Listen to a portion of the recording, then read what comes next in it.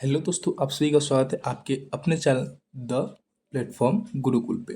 दोस्तों, आज की इस वीडियो में हम लोग देखने वाले हैं कि आरआरबी मैथ का पीवाईक्यू सीरीज जो कि हम लोग 1000 से ज़्यादा क्वेश्चंस के लिए चला रखे हैं, वो आज डे 6 है, जिसमें हम लोग क्वेश्चन 125 से लेकर 150 डिस्कस करेंगे। और आपको पता है अभी भी नंबर सिस्टम ही चल रहे हैं और हम लोग स्मार्ट सोल्यूशन को देख रहे हैं। ये नहीं देख रहे हैं कि किस तरीके से सॉल्व होगा, ये देख रहे हैं कि एग्जाम में किस तरीके से सॉल्व करेंगे। ठीक है, हम लोग चलते हैं अपने क्वेश्चन की ओर। चलिए, आपका नेक्स्ट क्वेश्चन है, यदि दो अंकों का योग 15 है, उसका अंतर 3 है, तो वह संख्या क्या होगा, मतलब वह अंक क्या होगा। तो देख लेते ऑप्शन से ही हो जाएगा। अंक 15 होना चाहिए, 8 और 7 15 ये है, 10 और 5 15 ये भी है, 9 और 6 15 ये भी है, 12 और 3 15 ये भी है। दूसरा देखते हैं क्या सेटिस्फाई कर रहा है, अंतर 3 होना चाहिए। अच्छा, 8 और 7 का अंतर 1 है, ये नहीं होगा। 10 और 5 का अंतर 5 है, ये नहीं होगा। 12 और 3 का अंतर 3 नहीं है, ये भी नहीं होगा। 6 और 3 9 का अंतर 3 है, तो ऑप्शन नंबर बी क्या हो जाएगा आपका, राइट हो जाएगा। अगला क्वेश्चन देखते हैं, तीन क्रमागत सम संख्याओं का योग 124 है, अगर उसका तो फिर उसका माध्य ज्ञात करिए। बोला है कि तीन वो क्रमागत सम संख्या है, उसका योग क्या है, 42 है। अच्छा, हम मान लेते हैं कि पहला जो सम संख्या है वह x है, तो अगला क्या होगा, x+1। नहीं, ये नहीं होगा। क्यों नहीं होगा, क्योंकि अगर मान लीजिए सबसे छोटा संख्या x2 लेते हैं, तो x में अगर एक और जोड़ेंगे तो 3 आ जाएगा, लेकिन ये तो विषम हो जाएगा, तो ये नहीं होगा, आपको पता है। तो हम लोग क्या ले सकते हैं, तो x+1 नहीं होगा तो क्या होगा, x+2 होगा। नेक्स्ट सम संख्या x+2 होगी, अगला x+4 हो जाएंगे। और इन तीनों का जब योग हम लोग करेंगे ना, इन तीनों का अगर हम लोग योग करेंगे कितना होगा, 42। अच्छा, x और x 3x हो गया, प्लस 4 और 2 6 = 42। अच्छा, 3x उधर जाएगा तो माइनस हो जाएगा, 42 में से 6 जाएगा तो क्या हो जाएगा, 36। तो एक्स का वैल्यू क्या आ जाएगा, 3 से काट देंगे तो 3 एकम 3 3 दूना 6 यानी कि 12। तो बोला कि उसका मध्य क्या होगा, मध्य संख्या क्या होगा, यानी कि अगर x का मान 12 है तो अगला x+2 था, तो 12 + 2 14, x+4 था, यानी कि 12 और 4 16। मध्य की संख्या कौन सा होगा, 14। कौन सा हो जाएगा, ऑप्शन नंबर डी राइट हो जाएगा। आगे देखते हैं, अगला क्वेश्चन बोला है कि 4 अंकों वाली सबसे छोटी संख्या ज्ञात करिए जो एक पूर्ण वर्ग हो। ठीक है, सबसे छोटी भी होनी चाहिए और पूर्ण वर्ग भी होनी चाहिए, तो इसमें तो कोई दिक्कत ही नहीं होनी चाहिए, इसमें कोई दिक्कत ही नहीं होनी चाहिए, क्योंकि ये देखिए सब 4 अंक की, आप सब देखिएगा, सब 4 अंक की है। अच्छा, आप बताइए सबसे छोटी संख्या क्या होता है, तो एक पे 3 गो जीरो, और यह जो है ना, ये बोला है कि सबसे छोटी संख्या ज्ञात करिए और एक पूर्ण वर्ग होना चाहिए। पूर्ण वर्ग, क्या ये पूर्ण वर्ग होता है, वर्ग के लिए बोला है कि पेयर बनना चाहिए, 2 और 1 3 ही है, तो ये नहीं होगा। अगला देखते हैं 1024, तो ये हो जाएगा, ये स्क्वायर होता है किसका, तो 32 का स्क्वायर होता है 1024। स्क्वायर कैसे निकालते हैं, तो 2 का स्क्वायर 4, 3 दूनी 6, दूनी 12 के 2 हाथ में 1, 3 3 9 और 1 1024। ठीक, आगे देखते हैं, वह सबसे छोटी 6 अंकों की संख्या बताइए जो 18 का गुणज हो। 18 का क्या हो, गुणज हो, यही ना। तो 18 का गुणज होने के लिए उसको 2 से, सॉरी 9 से और 2 से, दोनों से ही कटना चाहिए। तो 2 से तो भैया सब कट रहा है, अब देख लेते हैं 9 से कौन कट रहा है, 6 और 1 7 ये नहीं होगा, 8 और 1 9 ये हो सकता है, ये 1 तो ये भी नहीं होगा, और ये सब यानी कि या तो मेरा सी होगा नहीं तो डी होगा, यही ना होना चाहिए। और क्या बोला है कि 6 अंकों की छोटी संख्या होनी चाहिए, क्या होनी चाहिए, वह छोटी से छोटी संख्या 6 अंक को ज्ञात करिए जो 18 का क्या हो, गुणज हो। लेकिन यहाँ पर देखिए, यहाँ पर जब हम लोग बात करेंगे कि 18 का गुणज हो, तो 9 से तो ये सब कट जा रहा है, कट जा रहा है, और बोला है कि सबसे छोटी होनी चाहिए, तो ये तो बड़ी है, तो क्या हो जाएगा, ऑप्शन नंबर सी हो जाएगा। ठीक है, आगे हम लोग देखते हैं अपना क्वेश्चन। बोला कि 4 अंकों की सबसे बड़ी संख्या ज्ञात करिए जो 88 से पूर्णतः विभाजित। अच्छा, 88 विभाज्य होगा मतलब क्या, वह संख्या 11 से भी और 8 से विभाजित होगा। अच्छा, 8 का क्या बोलता है कि लास्ट का 3 अंक अगर 8 से हो जाए तब 8 से हो जाएगा, ये ना होगा। आज लास्ट का अगर 3 अंक हो जाए तो देखिए 8, फिर 14 हो जाएगा, 8 ही बचेगा, और 6 64, ऑप्शन नंबर ए 8 से तो हो रहा है। अब इसको देख लेते हैं, तो 8 नंबर 72, 4 8 6 48, ये भी हो रहा है। ये 8 8 ये नहीं हो रहा, ऑप्शन नंबर डी नहीं होगा। 8 ये 44 नहीं होगा, यानी कि इन दोनों में से कोई ना कोई मेरा आंसर होना चाहिए। लेकिन 8 से जब सेटिस्फाई करेगा, अब 11 से चेक कर लेते हैं। तो देखिए 9 और 4 13, 9 और 4 13, और डिफरेंस क्या हो गया 0। तो ऑप्शन नंबर ए हो सकता है। अगला भी देख लेते हैं, 9 और 6 15, 8 8 और 7, 9 और 6 15, और 8 और 7 15। तो इन दोनों के बीच का डिफरेंस भी क्या आ रहा है, 0 आ रहा है। क्या आ रहा है, 0 आ रहा है। मतलब हम लोग कहीं ना कहीं तो गलती किए हैं। देखिए 9 और 6 15 हो गया, ठीक है। और 8 और 7 15, यानी कि इसका 0 आ गया। यहाँ पर 9 और 4 13, फिर 9 और 4 13, यानी कि ये भी 0 आ गया, ठीक है। अब इसके थे 8 8 1 9 14, 8 2 16। अब इसको जो दिया है 944, इसको अगर हम लोग 8 से डिवाइड करें तो देखिए 8 एकम 8 हो जाएगा, 1 9 14, 8 एकम 8, 6 14, फिर 64, 8 2 64, यानी ये तो हो गया। अब इसको देख लेते हैं, 8 नाम 72, 4 8 6 48, यानी कि दोनों संख्या हो रहा है। अब देखिए इसमें दोनों संख्या हो रहा है ना, तो फिर एक वर्ड यहाँ पे लिखा हुआ है क्या, सबसे बड़ी संख्या ज्ञात करिए। तो इन दोनों में जो मेरा सबसे बड़ा होगा वो मेरा आंसर होगा। तो कौन है सबसे बड़ा, 99 44, तो ऑप्शन नंबर ए मेरा राइट आंसर हो जाएगा, ठीक है। ऐसे ही क्वेश्चन में आप लोगों को फंसाया जाएगा। बोला कि सभी अपरिमेय संख्याएं होते हैं, क्या होते हैं, एक पूर्णांक होते हैं क्या, सभी अपरिमेय संख्या क्या पूर्णांक होते हैं। अच्छा, अगर पूर्णांक होते यानी पी बाई क्यू के रूप में लिख लेते तो वो परिमेय नहीं हो जाते, तो ये नहीं होगा। काल्पनिक होते हैं क्या, तो काल्पनिक संख्या कैसे हो जाएगा। इसको तो आराम से नंबर सिस्टम में दर्शाया जा सकता है, अगर इसका वैल्यू निकाल दिया जाए तो। अच्छा, पूर्ण संख्या होगा क्या, तो नहीं, पूर्ण संख्या भी नहीं होगा। वास्तविक, हाँ वास्तविक हो सकता है, वास्तविक हो सकता है। आगे देखते हैं हम लोग अपना क्वेश्चन, जिसमें बोला है कि इसका वैल्यू क्या होगा, माइनस का 3/2, यानी कि 4 के पावर -3/2, इसका वैल्यू क्या होगा। अच्छा, 4 को हम लोग क्या लिख सकते हैं, 2 का स्क्वायर लिख सकते हैं, और इसी का ना 3/2 दिया है, हम लोग यही ना लिख सकते हैं। अच्छा, हम इसको आगे क्या लिख सकते हैं, 2 के पावर 2 गुने के 3/2। अच्छा, ये माइनस में ये याद रखिएगा। अच्छा, ये 2 से ये 2 कट जाएगा, यानी कि 2 के पावर -3 आ जाएगा, 2 के पावर -3 आ जाएगा। अच्छा, -3 करने का अर्थ क्या होता है आपका, कि जो ये इसको पलट देते हैं, यानी कि 1/2 का क्यों हो जाता है। अच्छा, 2 का क्यों कितना आता है, 8 होता है, तो 1/8 क्या हो जाएगा, इसका आंसर हो जाएगा, जो कि ऑप्शन नंबर क्या है, सी में है, ठीक है। आगे देखते हैं। अगला क्वेश्चन है कि दिए गए विकल्पों में से इतना और इतना के बीच आने वाली परिमेय संख्या कौन सी, मतलब इन दोनों के बीच में कौन सी संख्या है जो कि आती है। तो देखिए ये तो पहले से डेसिमल में दिया है, इसको डेसिमल बदल ले तो काम बन जाएगा, ठीक। तो क्या है, 0 और ये यहाँ पर 0 होगा तो 5, यानी कि 0.5 और 0.6 के बीच में कौन सी संख्या आ रही है, हमको यही चेक कर लेना है, यही ना। तो अब देखिए पहला बात हम लोग देख लेते हैं कि कौन सी संख्या नहीं हो सकती है, ठीक।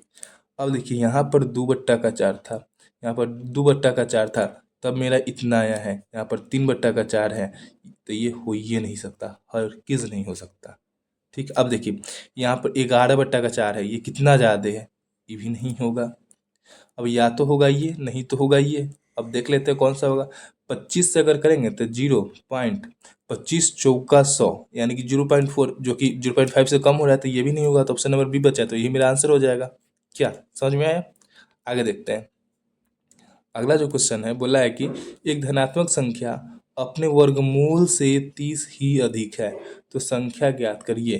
क्या बोला है, एक धनात्मक संख्या, मान लीजिए कि वो संख्या x है, वो अपने वर्गमूल, वर्गमूल मतलब क्या है, √x से 30 अधिक है, तो संख्या ज्ञात करिए, यही ना बोला है। तो देखिए, अच्छा x वाले को एक साइड कर देते हैं, या फिर हम इसको इधर कर लेते हैं, यानी x माइनस का 30 बराबर का √x हो गया। अच्छा, √x को हटाने के लिए हम लोग s कर सकते हैं, साइड बोथ साइड, यानी कि दोनों साइड स्क्वायर कर देते हैं, तो क्या हो जाएगा, x माइनस के 30 का स्क्वायर बराबर के √x का स्क्वायर, ये ना होगा। अच्छा, इसका स्क्वायर करें तो क्या होगा, a square plus b square ये न होगा। अब -2ab ये न होगा इज इक्वल टू एक्स। दिक्कत? चलिए दिक्कत नहीं होगा, बहुत अच्छा है। ये वाला इधर आएगा तो माइनस में हो जाएगा, यानी क्या बच जाएगा, एक्स बच जाएगा। अच्छा, एक्स स्क्वायर था प्लस 900 माइनस 660 एक्स, और इधर आएगा तो माइनस का एक्स इज इक्वल टू 0। यही ना होगा। अच्छा, इसका शॉर्ट मेथड भी बताएंगे, पहले आप इसको देख लीजिए ताकि आपको समझ में आ जाए। +900 और ये माइनस का 61 एक्स, यही ना आ रहा है, माइनस का 61 एक्स आ रहा है। इसको हम लोग लिख सकते हैं -61 एक्स प्लस का 900 इज इक्वल टू 0। बस इसको इधर कर दिए और कुछ नहीं किए। अब 61 एक्स को हम लोग फैक्टर में तोड़ लेते हैं, तो ये होता है 36 और 25, 6×5 = 11, 3×2 = 5, 6 यानी कि 61 हो जाएगा। इन दोनों का मल्टीप्लाई करोगे तो 900 आ जाएगा। ठीक है, क्या आ जाएगा, एक्स स्क्वायर और -36 एक्स -25 एक्स प्लस के 900 इज इक्वल टू 0। यहाँ से x कॉमन आ जाएगा, x माइनस का 36, यहाँ से 25 कॉमन आ जाएगा, x माइनस का 36 इज इक्वल टू 0। यहाँ पर -x कॉमन आया, सॉरी यहाँ पर क्या कॉमन आया, -x कॉमन आया है, इसीलिए सॉरी -25 कॉमन आया है। अब देखिए इसमें क्या बोला है, एक तो x माइनस का 36 हो गया, दूसरा x माइनस का 25 हो गया बराबर के 0। यानी कि अगर x माइनस का 36 है तो x का वैल्यू क्या आ जाएगा,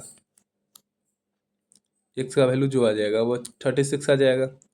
ठीक है, अगर यहाँ से x का वैल्यू निकाले तो क्या आ जाएगा, 25 आ जाएगा। x यहाँ से अगर x का वैल्यू निकाले, माइनस वाला उधर चला जाए तो 25 हो जाएगा। या तो 36 होगा, नहीं तो क्या होगा, 25 होगा। ये ना बोला है, या तो 36 होगा नहीं तो 25 होगा। तो बोला क्या है ना कि एक धनात्मक संख्या अपने वर्ग से 30 अधिक है, वर्ग से 30 अधिक है, तो 25 अपने वर्ग से 30 अधिक है। कैसे? क्योंकि 25 जो है वो 5 का स्क्वायर होता है, और यानी कि 5 का स्क्वायर है, इसका वर्ग क्या आ गया, 5 आ गया। और उसमें जब 30 जोड़ेंगे, सॉरी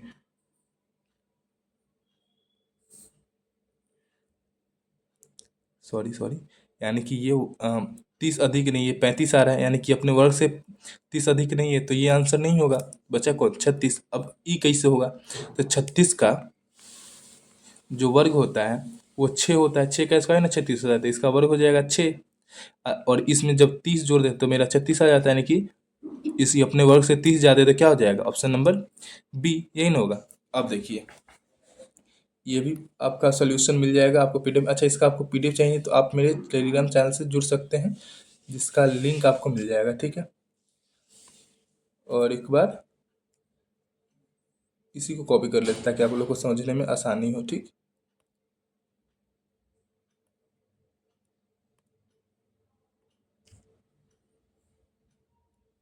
देखिए बोला है क्वेश्चन क्या कि ये जो क्वेश्चन है, ये जो क्वेश्चन है इसको पहले ज़रा आप लोगों के लिए अलग सोल्यूशन में कर दिया जाए। ठीक, हो गया, इसको कॉपी करके उधर पेस्ट कर देते हैं।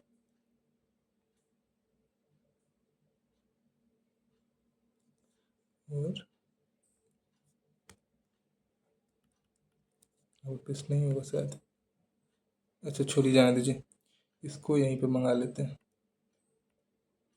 ये रहा, देखिए बोला है कि अपने दूसरे पेन का यूज कर लेते ताकि आपको समझ में आ जाए। बोला क्या है ना कि अपने वर्गमूल से 30 अधिक होने चाहिए ना। इसमें क्या करेंगे, सब में पहले 30 कम करके देखिए, इसमें 30 कम कम होगा नहीं, तो इसको तो हटा दीजिए। इसमें अगर हम लोग 30 कम कर ले पहले तो क्या हो जाएगा, 19। किसी का वर्ग है क्या, नहीं, हटाइए इसको। इसको हम लोग पहले 30 का क्या है कि हम लोग इसको क्या कर लेते हैं ना, 30 कम कर लेते हैं, क्या हो जाएगा, 6 हो जाएगा। और 6 का स्क्वायर क्या होता है, 36 होता है। और यहाँ पर अगर 30 कम करेंगे तो होगा ही नहीं, तो इसको भी हटाइए।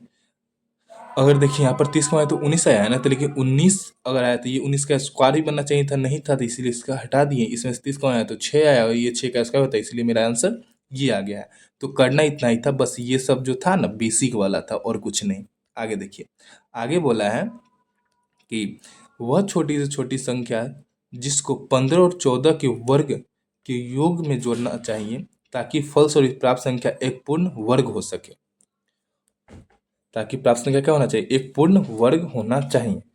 इसमें कौन सी सबसे छोटी से छोटी संख्या है? अच्छा देखिए, बोला क्या है ना कि 15 का वर्ग और 14, 15 का स्क्वायर क्या होता है? 225 और 14 का 196। अच्छा इन दोनों को पहले ऐड कर ले क्या? 9 6 15 के 5, आज हाथ में 1, 9 2 11 1 12 और 2 1 3 1 425। ये ना सॉरी 6 5 11 आ जाएगा यहाँ पर, तो क्या आ जाएगा? 421 आ रहा है। 421। अच्छा इसके अराउंड में कोई स्क्वायर है क्या? तो आपको पता होगा कि जो 21 का स्क्वायर होता है वो होता है 441। तो 441 से ये कितना कम है? 0, और 4 में से 2 जाएगा तो 2, यानी कि 20 कम है। अगर इसमें हम लोग 20 ऐड कर लेंगे तो ये 441 21 का स्क्वायर हो जाएगा कि नहीं हो जाएगा? तो 20 मेरा आंसर हो जाएगा कि हम 20 को ही ऐड करना पड़ेगा। अगला क्वेश्चन है कि 1 से लेकर के क्या 1 से लेकर के 9 तक की सभी संख्याओं के वर्गों का योग की गणना करिए। तो फॉर्मूला होता है कि अगर आपको प्रथम प्रथम n संख्याओं के वर्गों का योग निकालना हो, क्या होता है ना, n into n plus one into 2n+1 upon का 6। तो देखिए यहीं से हम लोग निकालते हैं n इंटू n+1। तो देखिए n क्या होगा? n क्या होगा? तो जो कि लास्ट की संख्या है, जैसे कि n हो जाएगा 9 इंटू 9+1 इंटू 9 दूनी 18 प्लस 1 बट्टा का 6। अब देखिए 9 गुने 10 गुने 19 बट्टा का 6 हो जाएगा। 3 तिहाई 9, 3 दूनी 6 और 2 बचे 10, 5 तिहाई 15, ये ना 15 इंटू 19, 15 में 135, हाथ में 13, 15 क्रम 15 और 3 और 13 28। ऑप्शन नंबर बी हो जाएगा। अगला क्वेश्चन देखते हैं। बोला 1 से 10 तक वर्गों की संख्याओं का योग की गणना करें। सेम क्वेश्चन है, आपको ये बताना है कि इसका आंसर क्या होने वाला है। आगे देखिए, आगे बोला है निम्नलिखित में से कौन सी संख्या है एक पूर्ण वर्ग है? कौन सी संख्या एक पूर्ण वर्ग है? अच्छा देखिए, जैसे जैसे हम लोग वहाँ पर करते हैं कि जिसे जीरो में बोलते हैं कि अगर 4 गो जीरो है तो सॉरी 4 गो जीरो है तो 2 गो का स्क्वायर होगा, अगर 2 गो जीरो है तो ये 1 गो जीरो का स्क्वायर होगा। इस तरीके से करते हैं ना। वैसे ही यहाँ पर तो डेसिमल आना चाहिए, कहीं नहीं पेयर में आना चाहिए। अब देखिए यहाँ पर डेसिमल के बाद 3 गो जीरो है, आंसर होगा नहीं, काट दीजिए। अब अगर ये कट गया तब तो ऑल भी नहीं होगा। डेसिमल के बाद एक ही डिजिट है तो ये भी नहीं होगा बच्चा, तो ये आंसर हो जाएगा। सर ये क्यों होगा, आप ही बताइए। तो देखिए 0.09 है। पहली बात कि 2 गो है इसीलिए हम किए हैं, और इसको ये होगा क्यों? क्योंकि अगर हम इसको 0.09 को 9 बट्टा का डेसिमल के बाद 2 जीरो है तो नीचे 2 जीरो कर सकते हैं, और यही ना रूट में करेंगे तो ये 3 तिहाई 9 और ये 10, ये इसका स्क्वायर था और कुछ नहीं। अगर हम लोग लिखते तो 0.3 लिख देते क्या। बोला इनमें के इकाई के स्थान का अंक क्या होगा? अब देखिए, और आप घबरा जाइए और कुछ नहीं करना था। इनके इकाई का अंक बोला है ना, कुछ नहीं करना है, बस इसके पावर को 4 से डिवाइड कर लीजिए। सबको 4 से डिवाइड करिए और सब एक ही है। 4 चौका 16, 0 4 अठे 32। अभी भी 4 से कट जाएगा, काटिए 4 से। 4 एकम 4, 4 दूनी 8। अभी भी 4 से कट जाएगा। 4 दूनी 8, 2 10, 4 दूनी 8 और क्या होता है? 2 10 होता है, यानी 22, 4 पच्चे 20, 2 22, रिमाइंडर 2 बच्चा। हम लोग लास्ट का ही लेंगे और कुछ नहीं करेंगे। तो लास्ट डिजिट लेंगे तो 3 का स्क्वायर गुने 4 का स्क्वायर गुने 5 का स्क्वायर। 3 का स्क्वायर 9, 4 का स्क्वायर 16, 5 का स्क्वायर 25। यानी कि देखिए 6 पच्चे 30, लास्ट में 0। आज 0 को से करेंगे तो 0, ऑप्शन नंबर बी। आगे क्या वाला है? इनके गुणनफल के कुल अभाज्य गुणनखंड क्या होगा? इनके गुणनफल के कुल अभाज्य गुणनखंड क्या होगा? अच्छा दिया क्या है? 8 के पावर 10 गुने 9 के पावर 7 गुने 7 के पावर 8। अभाज्य बोला है ना, अभाज्य गुणनखंड, तो इसको अभाज्य संख्या में तोड़ दें। ये 2 का क्यूब होता है पावर 10, ये 3 का स्क्वायर होता है पावर 7, ये खुद अभाज्य है। ये क्या हो जाए, 2 के पावर 2 धाम के 30, 3 के पावर 14 और 7 के पावर 8, यही ना होता है। अब बोला अभाज्य संख्या का गुणनफल बोला है, तो इसके पावर को ऐड कर लेते हैं। 30 प्लस 14 प्लस 8, 8 4 12, 3 1 4 1 5, यानी 52 आपका राइट आंसर हो जाएगा, ऑप्शन नंबर सी। आगे देखते हैं, आगे क्या बोला है कि इनके गुणनफल के कुल अभाज्य गुणनफल क्या होगा। फिर इसको अभाज्य संख्या में तोड़ेंगे। क्या 16 के पावर 7 है और ये 27 के पावर 6 है और ये 5 के पावर 9 है, तो देखिए ये क्या होता है, दो दूना 4 और 4 दूना 8, 8 दूना 16, यानी 2 के पावर 4 होता है। और ये 27 का होता है 3 तिहाई 9 और 9 तिहाई 27, यानी 3 का क्यूब होता है। और ये 5 खुद अभाज्य संख्या है, तो 2 के पावर 7 चौका 28, 3 के पावर 6 तिरिका 18 और ये 5 के पावर 9 हो जाएगा। अब अभाज्य संख्या बोला है तो इसके पावर को ऐड कर लेता है, 28 18 और 9, 8 8 16 9 25, 2 तो 4 और 1 5, ऑप्शन नंबर कौन सा हो जाएगा, ऑप्शन नंबर सी हो जाएगा। ठीक है, आगे देखते हैं। अगला जो क्वेश्चन है बोला इसकी इकाई का अंक क्या होगा। फिर से वही बात है, इसको पहले हम लोग 4 से डिवाइड करेंगे और रिमाइंडर को लिखेंगे। तो 4 दूना 8, 2 10, 4 पच्चे 20, 2 22, यानी रिमाइंडर 2 बचेगा। और इसके इकाई अंक पूछा है तो इकाई का अंक लेंगे, यानी 1 के पावर 2। यहाँ पर भी 1 के पावर कितना लेंगे, तो 4 से करेंगे तो 4 एकम 4 और 4 3 बार ये कट जाएगा, तो रिमाइंडर 0 बचेगा, तो पावर 4 ले लेना है। अच्छा एक बात बताइए, 1 का स्क्वायर क्यूब 4 कुछ भी करिए, मेरा 1 ही आएगा, कोई दिक्कत नहीं होना चाहिए। क्या कोई दिक्कत नहीं होना चाहिए, तो इसका क्या हो जाएगा, option number B right answer हो जाएगा। आगे क्या बोला है, निम्नलिखित में से इसका इकाई का अंक ज्ञात करिए। फिर वही है, यानी कि इसका यूनिट डिजिट लेंगे तो 4 का स्क्वायर, इसको 4 से डिवाइड करिए, इसका रिमाइंडर लीजिए। और ये 4 के पावर 4 तिहाई 4 दूनी 8, 8 2 10 23, 4 पच्चे 20 और 3 23, 4 का स्क्वायर 16 और क्यूब 64, 6 4 10, यूनिट डिजिट लेना था 0, ऑप्शन नंबर सी और कुछ नहीं। आगे बोला है कि एक संख्या को जब इतना से विभाजित किया जाता है, एक वह संख्या है जिसको 627 से विभाजित करते हैं तो 43 मेरा शेष बचता है। अगर उसी संख्या को मेरा 43 शेष बचना चाहिए ना। अच्छा हम मान लें कि x का जो वैल्यू है वही अगर 43 हो, तब मतलब कहने का अर्थ है, अगर हम इसको बोले कि 43 से करने के लिए आप लोग क्या बोलिएगा, सर ये तो लगने वाला है नहीं, तो इसका रिमाइंडर सीधा 43 आ जाएगा। कि आप 0 बार में लगाइएगा तब भी 0 आएगा और रिमाइंडर कितना आ जाएगा, 43 आ जाएगा। रिमाइंडर का कितना चाहिए, 43 ही आएगा। तो नंबर कितना मांग लिए, 43 मान लिए। जब उस संख्या को 19 से विभाजित किया जाता है, नहीं 43 को और 19 से विभाजित करेंगे तो क्या होगा, 19 दूनी 38, 38 2 40 और 3 43, यानी ऑप्शन नंबर ए 5 हो जाएगा। आप यदि कर सकते हैं डिवाइड।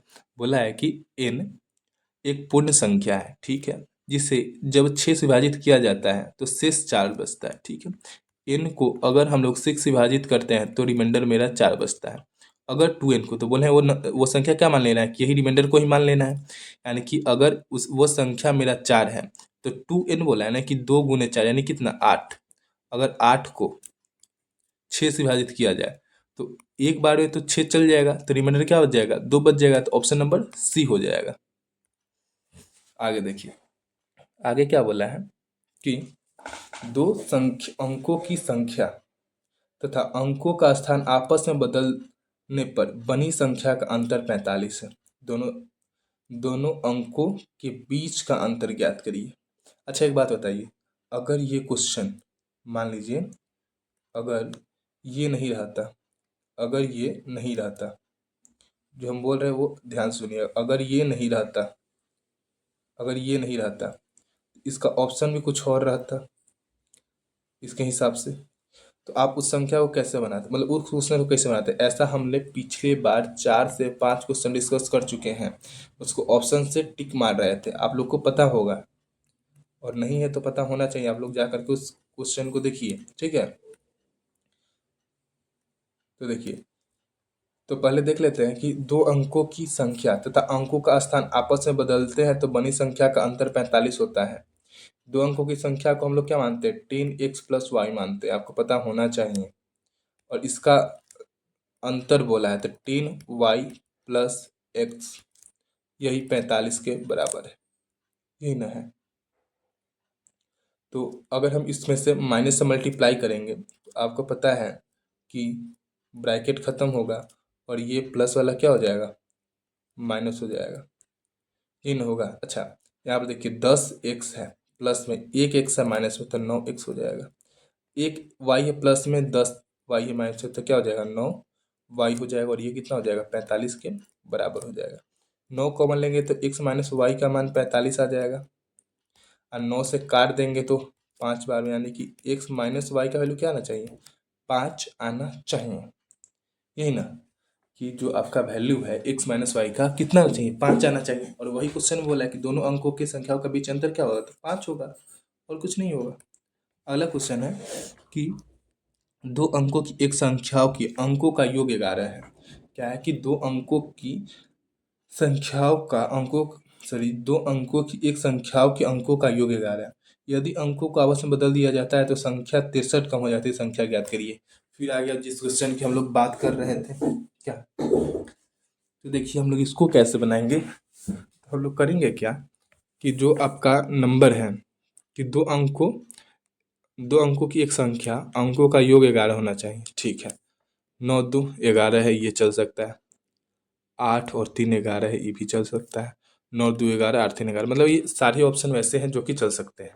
अच्छा, इसका डिजिट बोला है, अगर अंकों का स्थान आपस में बदल दे, बदलने के लिए बोला है ना कि अंकों का स्थान अगर हम आपस में बदल दे, तो चलिए हम लोग आपस में बदल देते हैं।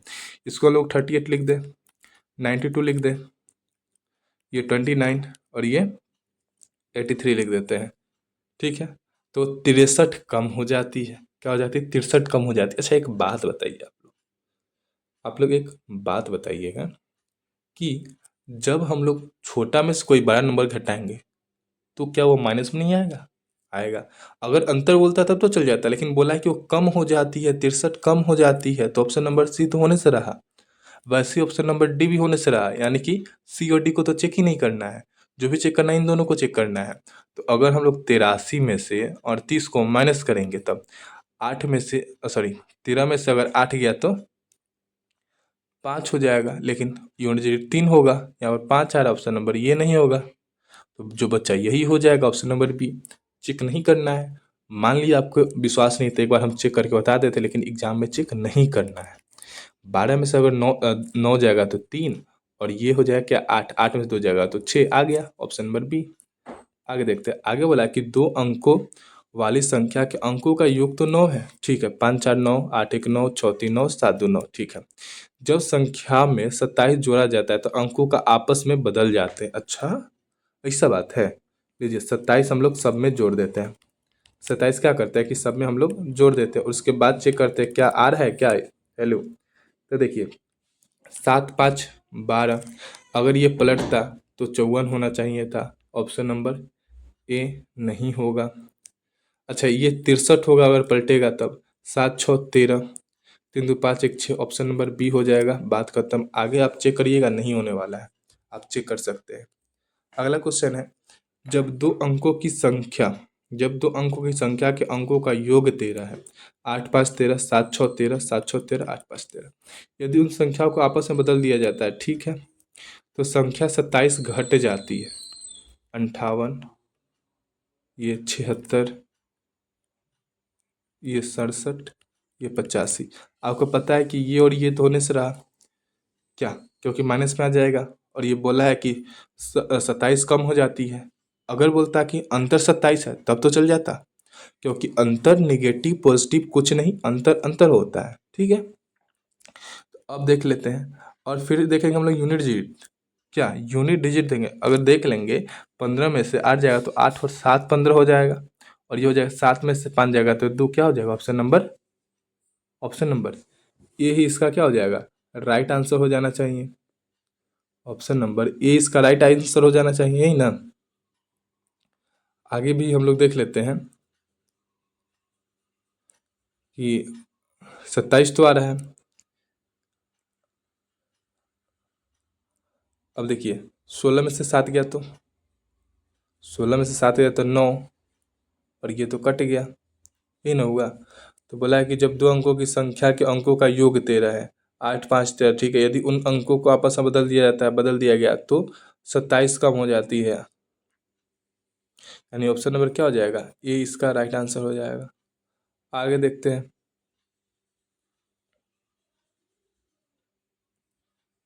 आगे क्या बोला है कि दो अंकों की वह संख्या का योग 9 है, दो अंकों वाली संख्याओं का योग 9 है, दो अंकों वाली संख्याओं का योग 9 है। 5 4 9 6 3 9 7 2 9 7 2 9। जब अंकों का स्थान आपस में बदल दिया जाता है तो वह 45 कम हो जाती है। चलिए इसको पहले हम लोग बदल देते हैं।